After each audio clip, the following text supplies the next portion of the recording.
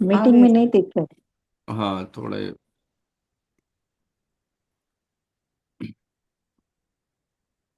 हम्म। तो ये पुरुषार्थ की बात है, वो पुरुषार्थ की बात, जीव क्या पुरुषार्थ करेगा? देह में पुरुषार्थ करेगा, संयोगों में पुरुषार्थ करेगा, कहाँ करेगा? ज्ञाता दृष्टा रूप होने का ही पुरुषार्थ करेगा ना, जो कि अनादिकाल से नहीं हुआ है। तो वास्तव में क्रमबद्ध पर्याय जीव के पुरुषार्थ का द्योतक है। उसका जो स्वयं का जो स्वभाव है, उस स्वभाव रूप पुरुषार्थ करने का द्योतक है। तो ये परस्पर विरुद्ध नहीं है। क्रमबद्ध पर्याय काल की मुख्यता से की गई पर्यायों की चर्चा है। ठीक है। ज्ञान गुण में ज्ञान पर्यायी होगी, दर्शन पर्याय नहीं होगी, ये भी तो नियत है। हम कोई ऐसा सोचने लगे कि ज्ञान कब तक जानेगा, थक जाएगा, कुछ समय तक दूसरे गुण को वो काम सौंप दिया जाए। तो ऐसा तो नहीं विचार आता है। तो भाव संबंधी नियतपना स्वीकार है, द्रव्य संबंधी नियतपना स्वीकार है, क्षेत्र संबंधी नियतपने में भी कोई किसी को परेशानी नहीं है। कोई भी जीव मुक्त होगा तो ढाई द्वीप के अंदर से ही होगा कि भैया ढाई द्वीप को इतना लोड क्यों कर रखा है।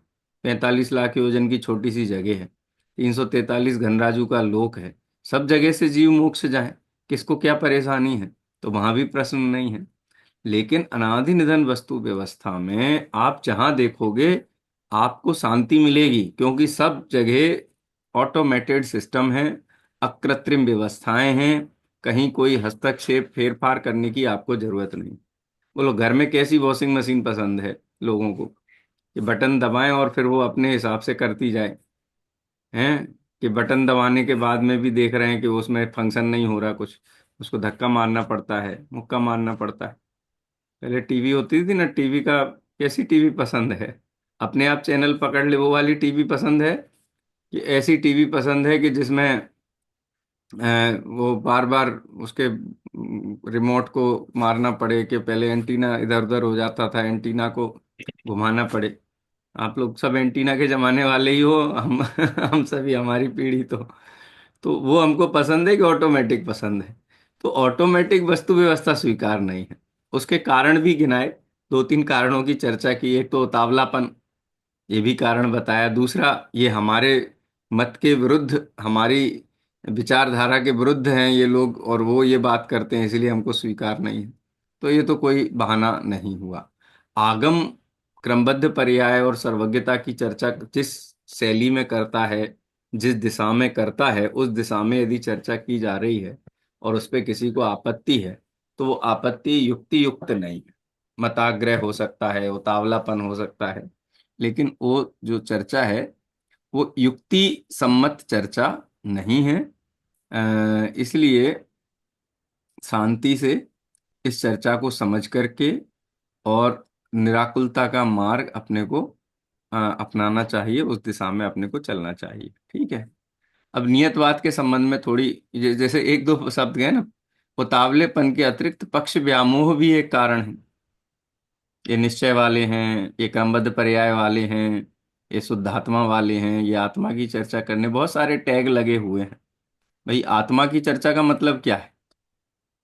मोक्ष कौन जाएगा? आत्मा ही जाएगा ना। पांच परमेष्टि कौन है? आत्मा ही है ना। अरहंत सिद्धाचार्य पाठक साधु हैं परमेष्ठिपण, सब आत्मा की अवस्थाएं, आत्मा ही है शरण। जब आचार्य कुंद कुंद देव ये बात कहते हैं तो हम तो आचार्य कुंद कुंद के अनुयायी हैं, वो आत्मा की बात करते हम ना करें तो ये तो गुरुद्रोह जैसा कहलाएगा। गुरु आत्मा की बात करते हैं और शिष्य आत्मा को पसंद नहीं करते। तो पक्ष व्यामोह भी एक कारण है। बहुत ऐसा कुछ विश्लेषण वाली बात नहीं है, थोड़ा निबंध है उसमें, थोड़ी अनेक दृष्टिकोण से उन्होंने चर्चा की है डॉक्टर साहब ने।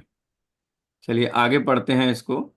हिना जी आप पढ़िए। क्रमबद्ध पर्याय में यदि कुछ लोगों को।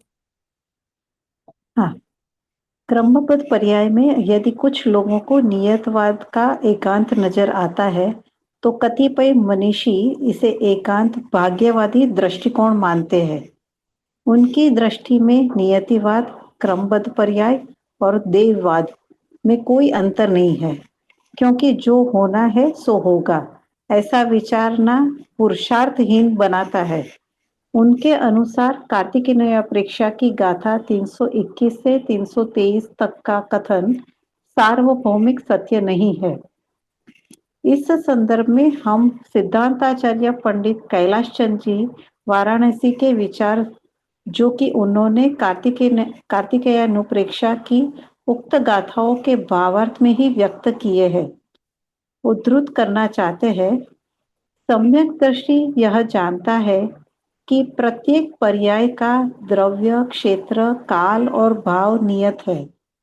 जिस समय, जिस क्षेत्र में, जिस वस्तु की जो पर्याय होने वाली है वही होती है, उसे कोई नहीं टाल सकता। सर्वज्ञ देव सब द्रव्य, क्षेत्र, काल और भाव की अवस्थाओं को जानते हैं, किंतु उनके जान लेने से प्रत्येक पर्याय का द्रव्य, क्षेत्र, काल और भाव नियत नहीं हुआ, बल्कि नियत होने से ही उन्होंने उस रूप में जाना है। जैसे सर्वज्ञ देव ने हमें बतलाया है कि प्रत्येक द्रव्य में प्रति समय पूर्व पर्याय नष्ट होती है और उत्तर पर्याय उत्पन्न होती है। अतः पूर्व पर्याय उत्तर पर्याय का उपादान कारण है और उत्तर पर्याय पूर्व पर्याय का कार्य है। इसलिए पूर्व पर्याय से जो चाहे उत्तर पर्याय उत्पन्न नहीं हो सकती, किंतु नियत उत्तर पर्याय ही उत्पन्न होती है। यदि ऐसा न माना जाएगा तो मिट्टी के पिंड में स्थास कोस पर्याय के बिना बिना भी घट पर्याय बन जाएगी। अतः यह मानना पड़ता है कि प्रत्येक पर्याय का द्रव्य, क्षेत्र, काल और भाव नियत है। कुछ लोग इसे नियतिवाद समझकर उसके भय से प्रत्येक पर्याय का द्रव्य, क्षेत्र और भाव तो नियत मानते हैं, किंतु काल को नियत नहीं मानते। उनका कहना है कि पर्याय का द्रव्य, क्षेत्र और भाव तो नियत है, किंतु काल नियत नहीं है।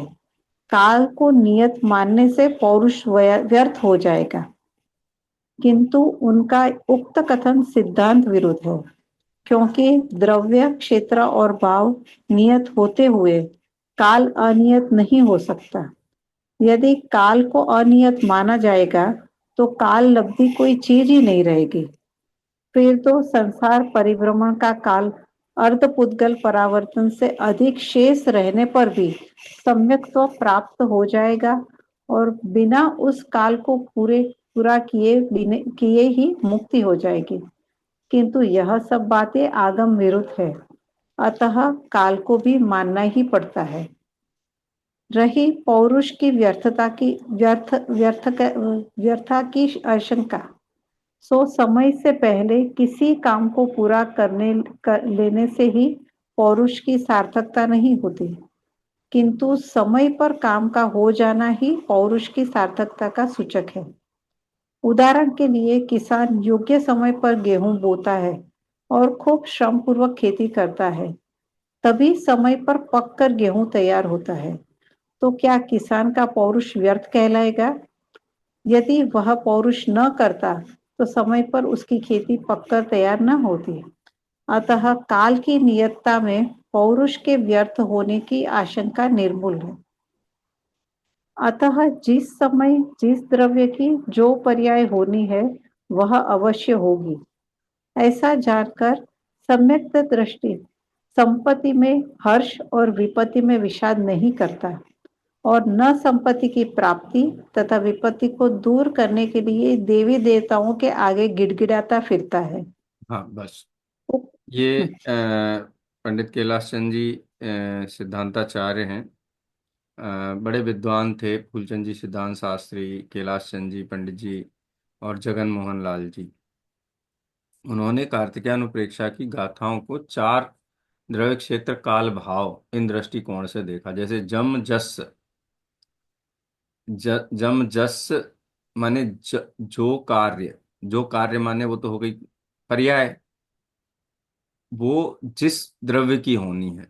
तो यहाँ द्रव्य की मुख्यता हो गई जस में। जम माने जो पर्याय, जस माने जिस द्रव्य की होनी है उसी द्रव्य की होगी, अन्य द्रव्य की नहीं होगी। जम जस जम्मि देसे, जिस क्षेत्र में होनी है उसी क्षेत्र में होगी। क्षेत्र का नियत पना भी आ गया इसमें। जेण विहाणेण, जिस विधान से होगी, विधान में पुरुषार्थ आ गया। और जम्मि कालम्मी, और जिस काल में होगी, इसमें काल आ गया। द्रव्य, क्षेत्र, काल, भाव, ये चारों ही कार्य के प्रति नियत हैं। लेकिन इसमें द्रव्य की बात, क्षेत्र की बात और विधि की बात, इसको गौण करके क्रमबद्ध पर्याय की जब चर्चा होती है तो हमको ऐसा लगता है कि विधि नहीं है, क्षेत्र भी निरपेक्ष है, द्रव्य भी निरपेक्ष है, ऐसा भाषित होने लगता है, जबकि ऐसा है नहीं। देखो, काल नियत हो, शेष चीजें अनियत हो, तो भी तो जीव आकुलित व्याकुलित रहेगा। तो नियतता तो निराकुलता देने वाला है। नियतता तो सहज ज्ञाता भाव को प्रेरित करने वाला है। इसलिए नियतता स्वीकार करने में क्या आपत्ति है। कार्य तो नियत समय में ही होता है, लेकिन नियत समय में होने वाला कार्य भी विधि पूर्वक ही होता है, बिना विधि के नहीं होता है। गेहूं पकता है तो गेहूं की फसल कितने महीने में होती है, उसका काल तो नियत है ना, कि इससे पहले नहीं होगी। अच्छा, किसान ज्यादा मेहनत करे, ज्यादा मेहनत में क्या मेहनत करेगा, एक एक पौधे को जाकर के अलग से पानी डालेगा, उसको संबोधन देगा, क्या करेगा मेहनत। वो तो नियत समय पे बोना है, नियत समय पे सारी चीजें पानी देना है, सब करना है। तो ज्यादा उद्यम करे, तो ज्यादा उद्यम करने से 4 महीने में होने वाली फसल 1 महीने में हो जाए, 1.5 महीने में हो जाए, 2 महीने में हो जाए, ऐसा तो होता नहीं है। तो इसका मतलब है कि पुरुषार्थ भी गर्भित है। यहाँ अनंतर पूर्व क्षणवर्ती पर्याय और तत्समय की योग्यता की भी चर्चा की। अनंतर पूर्व क्षणवर्ती पर्याय भी नियत है और उत्तर क्षणवर्ती पर्याय भी नियत है। अनंतर पूर्व क्षणवर्ती पर्याय करण लब्धि की है, तो अंतर मुहूर्त पूर्ण होने पर सम्यक्त की पर्याय नियत है। लेकिन करण लब्धि रूप पर्याय ना हो, सम्यक दर्शन हो जाए, तो फिर तो नियतवाद एकांत से माना जाएगा। लेकिन करण लब्धि भी होती है। अरे, करण लब्धि के पहले भी प्रायोग्य लब्धि में कर्मों की स्थिति अंतः कोड़ा कोड़ी रह जाती है तत्व विचार के बल से। तो माने करण लब्धि के पहले का भी कार्य है जो तत्व विचार रूप है। अरे, तत्व विचार ही नहीं, तत्व विचार के पूर्वक पहले देशना लब्धि भी चाहिए, देशना लब्धि पूर्व रूप उद्यम भी चाहिए, वो भी नियत है। उसके पहले जीव को संगी पंचेंद्रिय होना चाहिए, उसके बगैर उसको समझ में नहीं आएगा। तो सम्यक दर्शन की पूर्ववर्ती पर्याय भी है कि नहीं है, जो विधि जिसको हम कहते हैं। तो वो क्या है, वो कार्य को की दिशा में हुआ पुरुषार्थ ही है। लेकिन अंतर मुहूर्त काल में होने वाली 5 लब्धियां ये नियत हैं, और सम्यक दर्शन होना इन लब्धियों के बाद वो भी नियत है।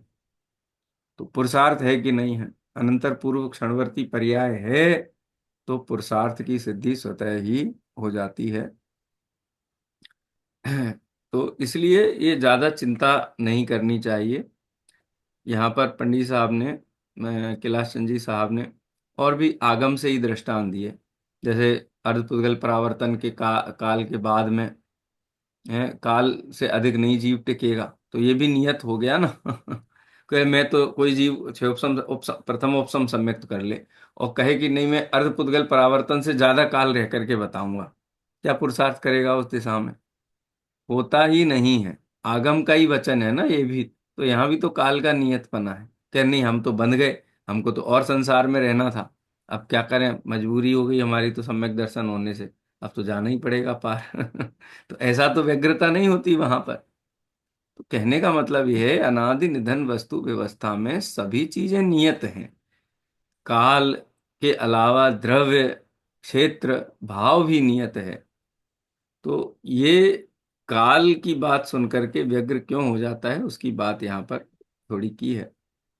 और भी पुरुषार्थ के संबंध में बात बात की है। तो पुरुषार्थ क्या है, पुरुषार्थ काल तो स्व समय में ही होगा, और जो योग्य पुरुषार्थ चाहिए उसके बिना नहीं होगा, ये भी नियत है। तो पुरुषार्थ गौण कहाँ हुआ, पुरुषार्थ भी है ना उसमें। किसान का दृष्टांत दे करके यहाँ समझाया। लेकिन क्रमबद्ध पर्याय जिसको समझ में आ गई है ना, वो कभी दीनहीन नहीं होगा, वो कभी ग्रहित मिथ्यात्व से पीड़ित नहीं होगा, वो अन्याय अनीति अभक्ष के लिए प्रेरित नहीं होगा कि मायाचार करके मैं अधिक कुछ कर लूं। वो कहेगा कि भैया क्यों पाप परिणाम करना, जो होने योग्य है वो होगा ही होगा। तो वो पाप से विमुख हो जाएगा जी, अगर उसको इस बात का श्रद्धा है तो। है, तो ये तो विन विन सिचुएशन हो गई ना। इसमें हानि क्या है। चलिए आगे पढ़ते हैं। अपने पास अभी 9 मिनट और हैं इस मीटिंग में। मिनिका जी आप पढ़िए उक्त कथन में। हाँ, पर थोड़ा सा अगर नॉइस आ सकती है आसपास में, वो लाउड स्पीकर वगैरह चल रहे हैं। नहीं मैं समझा। और हाँ, पढ़ूं? आवाज आ रही है पीछे की है तो? हाँ आवाज तो अच्छी आ रही है, एकदम आपकी क्लियर आ रही है। ठीक है नहीं, सर, एक्चुअली बैकग्राउंड में कुछ नहीं आ रहा है। नहीं आ रहा, बैकग्राउंड से बैकग्राउंड में कुछ नहीं आ नहीं आ रहा। रहा है। आपका ठीक है। माइक्रोफोन बहुत अच्छा है, आपकी आवाज सुना रहा है बस। ठीक है सर। उक्त कथन में कार्तिक अनुप्रेक्षा की उक्त गाथाओं को सार्वभौमिकता पर ही बल दिया गया है और पौरुष की सार्थकता भी सिद्ध की गई है। सम्यक दृष्टि ज्ञानी जीव की पर सम्यक दृष्टि ज्ञानी जीव की परमुखापेक्षता एवं दीनता इसी सार्वभौमिक सत्य के आधार पर समाप्त होती है कि एक द्रव्य दूसरे का भला बुरा नहीं कर सकता, तथा जिस द्रव्य की जो पर्याय जिस काल में जिस विधान से जिस निमित्त पूर्वक जैसी होनी है, उस द्रव्य की वह पर्याय उसी काल में उसी विधान से उसी निमित्त पूर्वक वैसी ही होगी। उसे इंद्र तो क्या, जैनेन्द्र भी नहीं पलट सकते। तो फिर व्यंतरादि साधारण देवी देवताओं की तो क्या विसात है। जरा जरा विचार तो कीजिए कि कार्तिकेय प्रेक्षा का उक्त कथन ग्रहित मिथ्यात्व के निषेध के लिए किया गया है, उसे सार्वभौम नहीं मान लेना चाहिए। इसका क्या अर्थ हो सकता है? स्क्रॉल करना।